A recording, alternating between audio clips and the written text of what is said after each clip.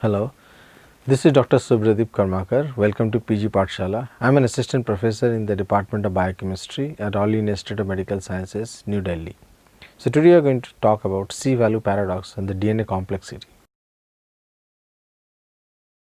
So, the genome size is defined as the DNA length of one haploid set of chromosomes. It varies greatly between prokaryotes and eukaryotes, as well as within each of these organisms, two organisms. So, within the prokaryote the genome size is different, between the eukaryote the genome size is different. Number of proteins which is encoded by the genome also increases with the increase in the organism's complexity, in addition to the tissue specific encoded proteins. Hence, the genome size can be roughly correlated linearly with the DNA complexity. It is due to this reason that prokaryotes has a smaller genome, because the complexity is less obviously as compared to the eukaryotes which has a much larger genome. However, with the advent of next generation sequencing techniques like NGS and more genomes has been sequenced because the cost has been reduced, it becomes apparent that the gene content does not exactly correlate with the genome size. And this essentially gave rise to today's topic, the C-value paradox. The fact that the different organisms have the same general level of biochemical, organic and morphological complexity often have widely different C-values. For example, among genomes of vertebrates, the C-value ranges from the DNA content ranges from 0.5 to 150 picograms. So, this is very weird that the organism's complexity does not correlate exactly with the content of the DNA. So, introductions for today's is that C-value enigma and see what does it stands for. It is also expected that more and more complex the organism is, the more amount should be of the DNA. It should have and therefore it should have a very linear relationship. However, it is found that for a slight increase in the number of the genome, the genome size actually increases numerous or many folds. And the C-value paradox is basically this, that how can we account for the amount of the DNA in terms of the known functions. Now, very similar organisms can show a large difference in the C-values. Now, the amount of the genomic DNA in complex eukaryotes, for example, is much greater than the amount needed to encode the proteins. For example, mammals have 30,000 to about roughly 50,000 genes, but the genome size is about 3 billion base pairs, right? In the genome sequence comparisons in organisms with bigger genomes across a broad range of species revealed that a universal general pattern that organisms with bigger genomes tend to have more genes and more number of introns than organisms with smaller genomes. And more the smaller genome is, sometimes we do not have even the introns. This is particularly apparent when multicellular eukaryotes are compared with unicellular prokaryotes, or when slow growing animals like the humans actually when compared with fast growing animals like Drosophila. In recent paper, Michael Lynch and John Corney had proposed a general model to explain these broad patterns. Their idea is that the differences in effective population size, NE if you say that, and the differences in all three features of the genomes. NE provides a general measure of the rate of the random drift, the process of random fluctuations in the allele frequencies which is inevitable in finite populations. In an idealized population of N diploid, randomly mating adults with equal expected reproductive successes, selectively neutral variability has been lost at a rate of 1 by 2 to the power of 1 upon 2 by n per generations. And in addition to this, the species may be actually divided in partially isolated subpopulations. In cases the rate of the drift is equal to 1 by 2 NE. Usually NE for the species as a whole is much smaller than the actual number of breeding individuals. So, what are the objectives for the today's class? The DNA as a genetic material, number 1. Number 2 is that functional output of the DNA. Number 3 is the transcription of the gene expression. And the number 4 is what is C-value paradox and DNA complexities. And the number 5 is implications in the outreach of the everything, and also how the modern biology has got to know a lot about the C-values. The DNA as a genetic material was proposed by Frederick Griffith in 1928 by carrying out a similar experiment with Streptococcus pneumonia, bacteria that causes pneumonia. He observed that when these bacteria, that is Streptococcus pneumonia, actually being grown on a culture plate, some of them produces what he calls as smooth colonies, shiny colonies, S colonies, whereas the other produces rough colonies or R colonies. And the differences in the character, that is the smooth versus rough, is due to a mucus, which is mucopolysaccharide coat, which is present in the S stain and not been present in the R stain. So what experiment Griffith did is that he injected both the S and the R strains into the mice, and the one which was infected with the S strain developed pneumonia and died, while the one that is infected with the R's or the rough strain stayed alive. In the second stage, Griffith killed the S stage strain bacteria and injected them into the mice, but the mice stayed alive. Then he mixed the heat killed S and the live R strains, and this mixture was injected into the mice and they also died. In addition, he found that the living S bacteria or S strain bacteria also is dead in the dead mice. So from the conclusion based on this observation, Griffith concluded that the R strain bacteria has been transformed by the S strain bacteria, and the R strain inherited some transforming principle from the heat killed S strain bacteria which made them virulent. And he assumed that this transforming material is actually the genetic material which actually get passed from one bacteria to another one. Now the functional output of the genome, what do we know about that? Now the genetic material is actually been stored, we know, in the form of DNA or deoxyribonucleic acids in most of the organisms. In humans, the nucleus of each cell actually contains roughly about 3 into 10 to the power 9 base pairs of the DNA, which is distributed about 23 pairs of chromosome, and each cell has 2 copies of the genetic material. This is known collectively as the human genome. The human genome contains about 30,000 to 40,000 genes, and each of which actually codes for 1 proteins. Now the process of transcription actually begins when an enzyme that is known as RNA polymerase or RNA pol actually attaches to the template DNA strands and actually starts catalyzing nucleotides producing a strand of the RNA. Polymerases are very large enzymes composed of dozens of different subunits, and when active on the DNA, they are also typically complexed with other factors known as the transcriptional complex. In many cases, these factors signal which gene to be transcribed. But the transcription is the first step in the gene expression, in which the information from a gene is actually being used to construct a functional product such as a protein. Now the goal of transcription is to make the RNA copy of the gene's DNA sequence. For a protein coding gene, the RNA copy of the transcript carries the information needed to build a polypeptide or a protein subunits. Eukaryote transcripts needs to go through some kind of what you call as a processing or QCs before it can be translated into proteins. The 3 different types of RNA polymerase exist in the eukaryotic cells, whereas bacteria has just only one. In eukaryotes, RNA polymerase 1 transcribes the gene that encodes for most of the ribosomal RNA or rRNA. RNA polymerase 3 transcribes the genes for small RNAs plus transfer RNA that plays a very important role in the translational process as well as other regulatory RNA molecules. Thus, it is the RNA polymerase 2 that transcribes the messenger RNA, which serves as a template for production of the protein molecules carrying the information from the DNA to RNA. Transcription of the gene expression. Now, the transcription is the process by which DNA sequence is actually copied into a complementary RNA sequence by RNA polymerase. The free nucleotides exist in the cell as nucleotide triphosphates or DNTPs or NTPs, which lines up opposite to the complementary bases. We know that A pairs with T, C pairs with G. RNA polymerase covalently binds the NTPs together in a reaction that involves the release of 2 additional phosphates. Now, the 5-phosphate is linked to the 3 end of the growing mRNA molecules, and hence the transcription occurs in 5' to 3' direction. Now, let us have an overview of the transcription process. The process of the transcription can be divided mostly into 3 steps: initiations, elongations and terminations. What happens in initiation is that the RNA polymerase binds to the promoter and causes the unwinding or opening and separating out of the DNA strands, so called the DNA melting, right? And elongation actually occurs as the RNA polymerase moves along the coding sequence synthesizing RNA in 5' to 3' directions. Now, when RNA polymerase reaches the terminator or the end, then both the enzymes and the nascent RNA strands actually detaches from the DNA templates and unwinds. Now, many RNA polymerase enzymes can transcribe a DNA sequence sequentially, producing a large number of transcripts. Now, in eukaryotes, there is something called the post-transcriptional modification of the RNA sequence is necessary to form mature mRNA.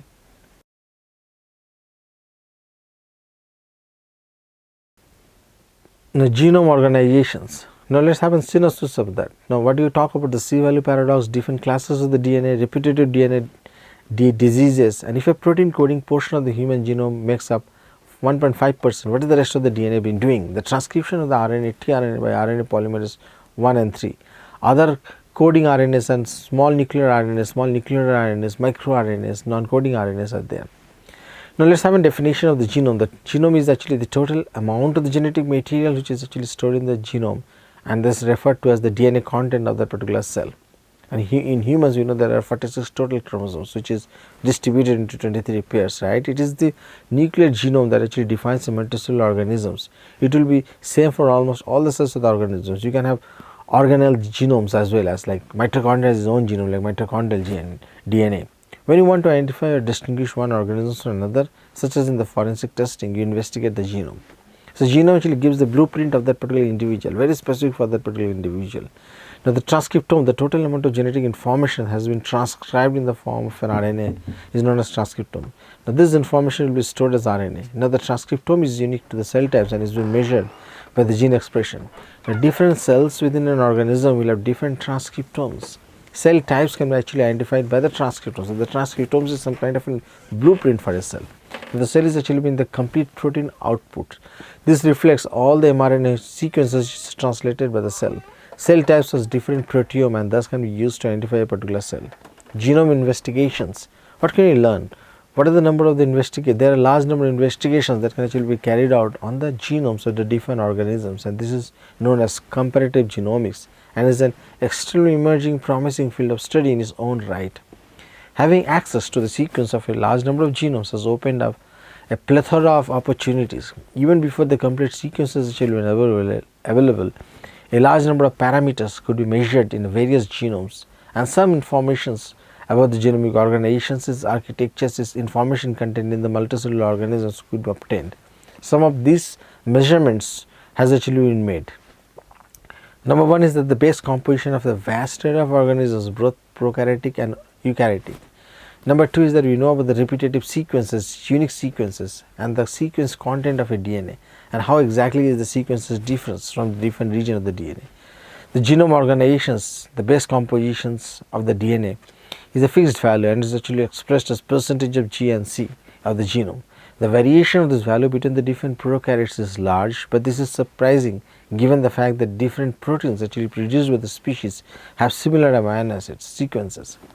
The prokaryotic genome DNA can have as little as about 25% G plus C in Mycoplasma genitalium to high as much as 72% in Micrococcus.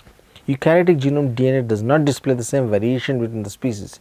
The percentage of the G plus C compositions of most of the plants and the animal species falls within a pretty narrow range, averaging about 39 to 40%, with a variation about 6 to 7%. Base composition within the genomes. In prokaryotes, the bases are distributed evenly throughout the genomes with a slightly lower G plus C content in the promoters and the intergenic regions. This often has an 8 plus T segments which melts more readily than G plus C regions. Now, the relatively constant base distribution within a given DNA genome or bacterial genome actually suggests that although there may be unequal nucleotide pool sizes inside the cells, the system will have evolved many over generations to be like, and the rate of the DNA replication is constant. Now, the distributions of the G plus C content throughout each genome is in eukaryotes, however, vary significantly unless prokaryotes, whereas the mean variation of percentage of G plus C content within the eukaryotic E. coli genome is only 8.6. In eukaryotes, this variation is over 30%. Certain regions of the eukaryotic genome DNA are found to have A plus T rich, whereas certain regions are found to be G plus C rich, and this varies actually depending upon the different locations of the DNA. Now, the genome organizations, repetitive regions, unique regions, and the C value is the total number of the DNA bases in the genome per haploid size of the chromosomes. When you compare this to the complexity of the organisms, you find a massive disparity. Some of the organisms seems to have far too much amount of the DNA for the complexities what they have. For example, the carp, the fish, has about 52 chromosomes, where the alligator that eats the carp has 16. Some flowers has far more genetic material than that of the DNA. Clearly, the amount of the DNA is not proportional linearly to the amount required to produce all the proteins made by the organisms or the position in the food pyramid or the food chain. Like example of the organisms, their genome sizes, number of the genes, and percentage of the copy number, you would see in the literature that there is a disparity between these two. Now, say for instance, we see that this linear correlationship is even further been deviated in the eukaryotic genomes. In prokaryotic, it's still okay, but in the eukaryotes, we know that there is a huge deviation between the complexity of the organisms and the DNA content of it. Okay, going back to the melting and the reannealing of the DNA, which is actually been covered last year. Interesting technique was actually been pioneered about 20 years back, and that is what is known as the COT plots of the DNA. But it is the first hint that the genomic sequence is actually complex and it doesn't correlate linearly. Now, what is the C value paradox or the COT value paradox? Now, the DNA from a species and take it in, cut it into small pieces, and then you can actually melt it.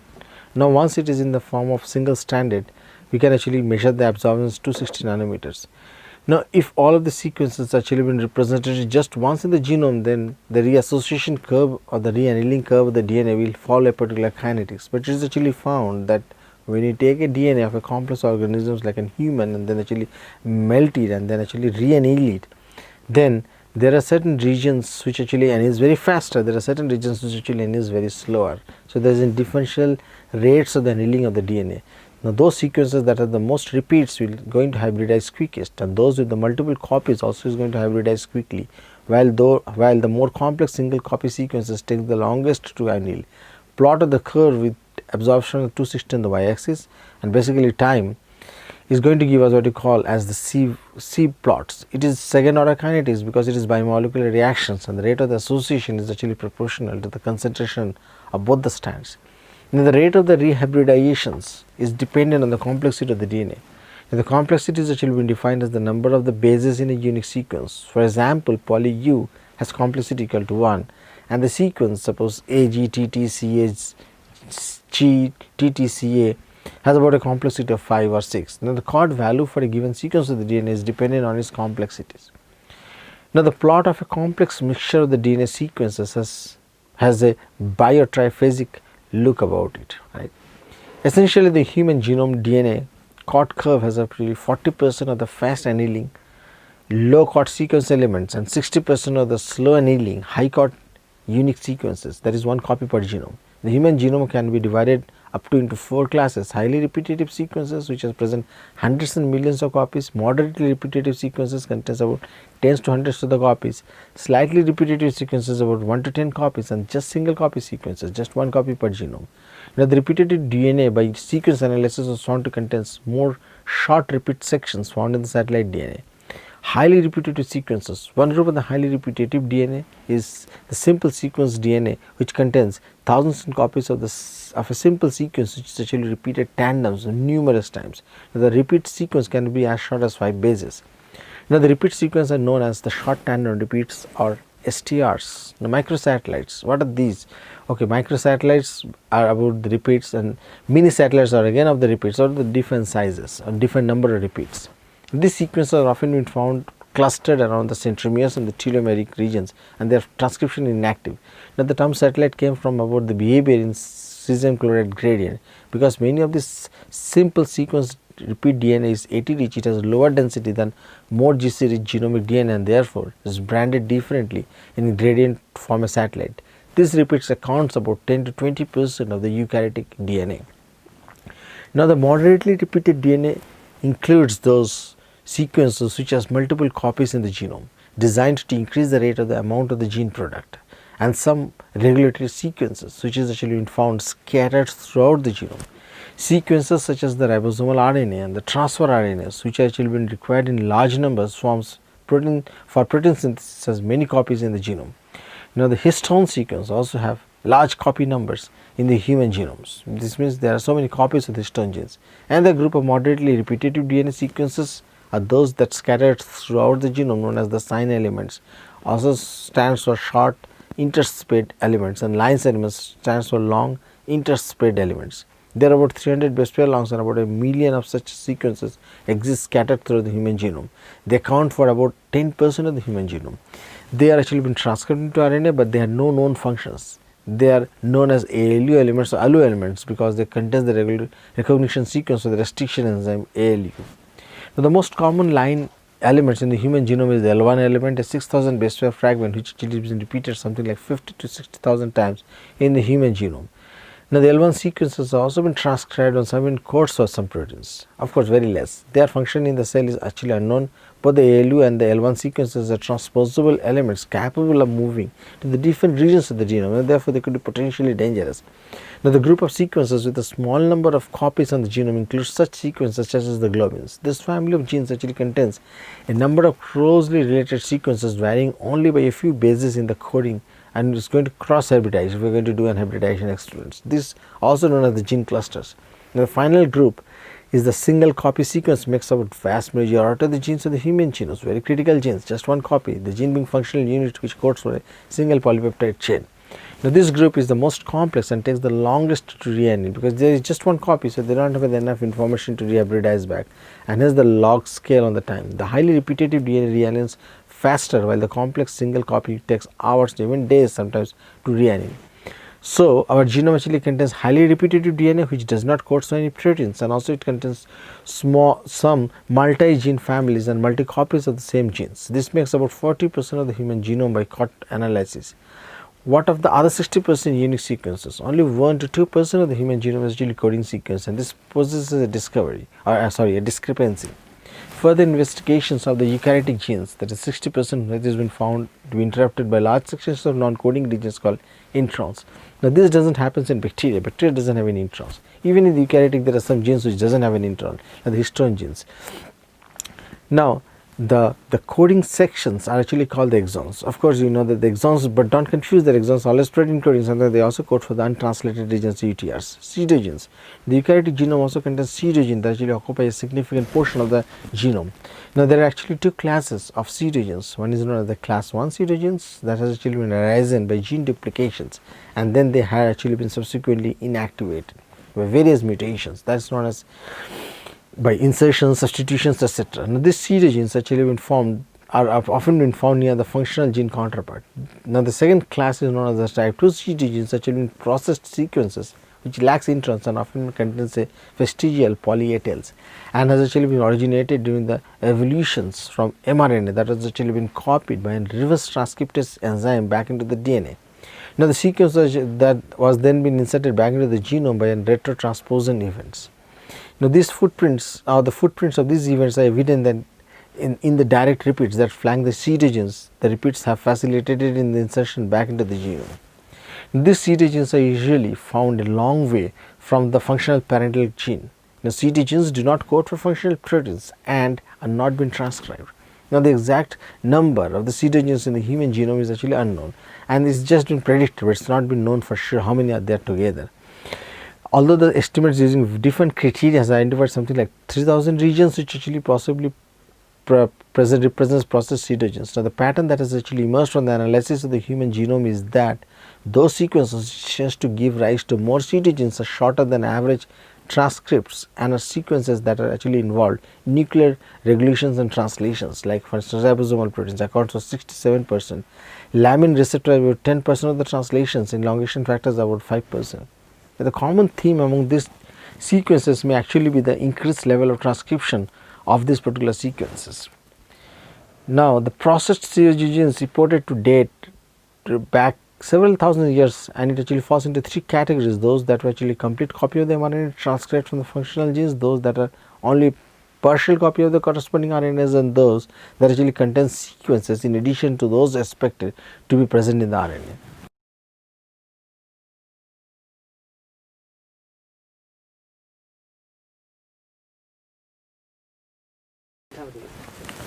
Transcriptional regulation in the eukaryotes is a very complex process, often involving enhancers and the upstream binding sites for these regulatory elements. Now, these regions can actually cover thousands of base pairs. Now, intergenic DNA is actually been estimated to occupy about 63 to 75% of the total base pairs in the human genome. Now, the longest stretch of non-coding DNA, termed the gene desert, is actually present on the chromosome number 13.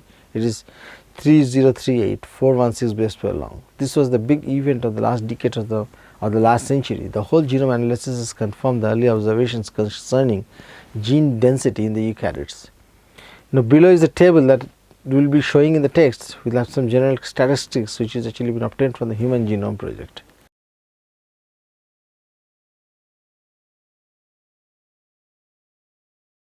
Now, modern insights into the C-value paradox. Now, the C-value paradox has traditionally been described into three different ways. More complex organisms do not always have larger genomes than simple ones. The quantity of the DNA does not seem to be related. The quantity of the DNA does not seem to be related to the number of the genes, for the amount of the DNA does not increase univocally with the complexity and the number of the hereditary characters. Now, what are the suggested mechanisms for the increase in the size of the genome? Now, that is actually a wonderful article which is published back in Nature. Now, any given genome seems to contain more DNA than that would be needed for the predicted gene numbers. One of the problems of the eukaryotic genetics is that higher organisms possess much more DNA in the genomes than they are likely to need in the genetic informations. Now, from this, what people found that there is a poor correlation. Again, coming back to the same thing, that there is a very poor correlation between the DNA content and the organism's complexities.